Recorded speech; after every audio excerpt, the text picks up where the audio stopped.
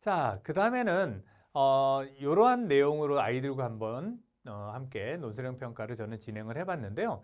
자, 우선은 자 보시면 기본 문제가 있고요. 오른쪽에 발전 문제가 있습니다. 자, 그래서 기본 문제 내용의 극한값을 구하는 문제죠. 자, 그런데 자 논리성이라고 해서 거기에 이제 점수를 준 게 자 가로 넣기로 해서 뭔가의 내용을 줬습니다. 자, 그다음 요게 이제 두 번째 그 뒷장에 나오는 2번 문항이에요. 기본 2번, 발전 2번 이렇게 돼 있습니다. 자, 수학 교과에서 이제 논술형으로 이제 출제하기에는 이제 좀 쉽지는 않으실 것 같아요. 특히 이제 아이들이 교사가 원하는 방향대로 제대로 논술을 해주면 저희들은 채점은 좀 쉬울 것 같습니다. 그런데 아이들마다 표현이 많이 다르잖아요. 그러다 보면 채점의 어려움이 반드시 있을 것 같아요. 자, 그 다음에 아이들도 좀 기초가 부족한 아이들이 뭔가 할 수 있는 방법이 있지 않을까? 그 부분을 저는 고민을 해봤습니다. 자, 그래서 어떻게 했냐면 지금 왼쪽에 있는 기본 문제, 기본 문제 내용을 선생님들이 보시면 될 것 같아요. 기본 문제를 보시면 자, 순서에 따라서 비계를 제가 좀 뒀습니다. 자, 사다리 뭐 이렇게 표현할까요? 자, 비계를 둬서 아이들이 빈칸을 채우는 방법으로 문제를 만들었습니다. 자, 그럼 아이들은 그 빈칸에만 잘 채워 넣을 수 있다라면 그리고 그 빈칸 채운 거에 대한 부분 점수를 주는 거죠. 자, 그래서 그 빈칸을 쭉 순서대로 채워놓고 나중에 이렇게 풀어 나간다면 아이들이 자연스럽게 아, 논술형은 이렇게 하는 거구나라는 그런 내용들을 시험을 통해서도 아이들이 알 수 있을 것 같아요. 자, 정규 수업 시간에 진행한 논술형 평가 문항이었습니다. 기본 문제 2개, 발전 문제 2개 이렇게 제시해서 자신의 수준과 실력에 따라서 하나씩을 골라서 풀도록 아이들에게 진행을 했었습니다. 보통의 논술형 평가 문제는 발전 문제 수준의 좀 어려운 문제를 보통 내죠. 왜냐하면 변별을 해야 되니까, 그죠? 자, 그래서 좀 어려운 문제 수준의 문제를 아이들에게 제시하고 모든 아이들이 똑같이 해결하도록 하는 게 정석일 겁니다. 자, 근데 단점은 뭐냐면요. 기초가 조금 부족한 친구들이 문제예요. 자, 어느 정도까지는 풀 수 있는데 그 단계를 넘어가면 그 아이들은 손을 못 대는 경우가 많습니다. 자, 그러면 이런 경우가 있어요. 공부를 아예 하나도 안 하는 포기한 친구와 그래도 어느 정도 공부를 한 친구와의 차별이 하나도 생기지 않는 거죠. 자, 나름 수업 시간에 열심히 들었고요. 그 다음에 선생님이 하라는 것대로 열심히 문제도 풀어보고 다 했어요.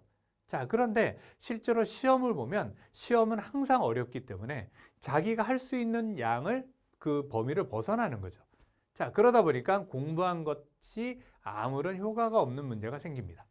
자, 그래서 뭐 공부를 하나도 안 한 친구도 뭐 예를 들어서 뭐 20점. 자기는 그래도 좀 열심히 했는데 기초가 좀 부족해서 그 단계를 넘어가지 못해서 어쩔 수 없이 한 25점. 자, 제 생각에는 아마도 그 조금 공부한 친구들이 친구와의 점수 차이가 거의 5점밖에 차이 안 나잖아요. 저 같으면 이제 더 이상 수학 공부를 안 할 것 같아요. 정말 한 일주일 이상을 정말 열심히 공부했는데 그 5점 때문에 공부를 했다? 좀 보상이 너무 약하다는 생각이 듭니다. 자, 그래서 이제 저는 그 학생들을 위해서 논술형 평가 문항에서 기본 문제와 발전 문제를 이렇게 나란히 제시를 했습니다. 자, 기본 문제는 그 대신에 8점 만점으로 뒀고요. 발전 문제는 10점 만점으로 둬서 총 20점 만점의 문제를 저는 풀었습니다. 공부를 좀 잘하는 아이들, 그런 아이들은 당연히 발전 문제를 선택을 하겠죠. 왜냐하면 만점이 틀리니까요. 그러나 그 발전 문제를 하기 힘든 기초가 조금 부족한 아이들은 기본 문제라도 풀어서 아이들이 점수를 받을 수 있도록 그렇게 뒀습니다. 자, 이런 평가 같은 경우에는 아이들이 두 문제를 선택을 해서 풀어야 되기 때문에 뭐 한 10분, 15분 갖고는 시간이 좀 부족할 수도 있을 것 같아요. 그래서 최소한 20분에서 한 30분 정도 그렇게 시간을 줘서 아이들이 넉넉하게 문제를 풀 수 있는 시간이 주어지면 아이들이 충분히 할 수 있겠다라는 생각이 들었고요. 실제로 저도 그 정도만큼의 시간으로 아이들과 함께 논술형 평가를 진행을 했었습니다. 자, 그런데 이제 저는 논술형 평가를 진행하면서 지금 요 문제도 마찬가지입니다. 아이들에게 사전에 다음 주 월요일 날 우리 논술형 평가 볼 거야 이런 이야기를 아이들에게 안 했습니다. 사전에 처음부터 공지한 게 뭐냐면 어떤 단원이 끝나면 불시에 논술형 평가를 볼 거다라고 아이들에게 미리 공지를 했습니다. 그래서 지금 같은 경우에는 중단원 뭐 아니면 소단원 이렇게 단원이 끝나고 나면 아이들에게 시간적인 여유가 있으면 자 오늘은 논술형 평가 볼 거야 라고 해서 아이들에게 나눠주고 직접 풀어보도록 그렇게 시킵니다. 그러니까 아이들이 언제 시험을 볼지 모르니까 아이들이 그 단원에서 특히 더 열심히 수업에 참여하고 또 수업에 집중하는 모습들을 덤으로 같이 볼 수 있었습니다.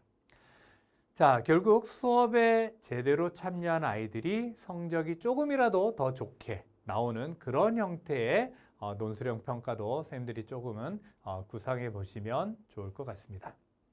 자, 그러면 이제까지 했던 내용들을 다시 한번 정리를 해보도록 하겠습니다. 논술형 평가를 하기에는 시간이 부족해서 어떻게 해야 될지 고민하고 계시는 선생님들을 위해서 다시 한번 보도록 하겠습니다. 우선 첫 번째, 수업을 줄이고 남는 시간을 좀 이렇게 확보를 하셔야 논술형 평가를 제대로 하실 수 있을 것 같습니다.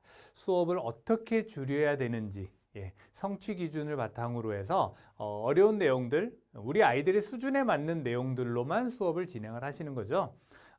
기초가 부족한 아이들에게는 좀 어려운 문제는 조금 제외를 하고 기초 위주로 수업을 진행을 하고 또 예를 들어서 뭐 공부를 좀 잘하는 아이들이 많은 그런 학급에서는 아주 쉬운 부분은 그냥 빨리 지나가고 좀 더 어려운 문제를 아이들에게 던져주면서 아이들이 생각해보는 시간을 갖도록 그렇게 시키면서 시간을 이렇게 확보하시면 될 것 같습니다. 자, 그 다음에 두 번째로는 수업 시간에 수업과 연계한 논술형 평가를 진행을 하시면 좋을 것 같아요. 자, 이때는 한 10분에서 15분 정도의 시간을 이렇게 확보를 하신다면 충분히 아이들과 함께 논술형 평가를 진행하실 수 있을 것 같습니다. 자, 어떻게 조금은 제 이야기를 들으면서 조금 감이 오셨는지 모르겠습니다. 아무튼 논술형 평가 조금 어렵고 그죠? 예, 받아들이기 힘드실 수도 있을 것 같습니다. 그러나 이제는 논술형 평가 글쎄요 저희들이 받아들여야 될 부분이 아닌가 그런 생각이 듭니다. 그러기 위해서 이런 세 가지 내용을 좀 더 고민하시고 논술형 평가를 잘 진행해 보시면 좋겠다라는 생각이 듭니다. 자, 끝까지 제 이야기를 들어주셔서 진심으로 감사드립니다. 수고 많으셨습니다.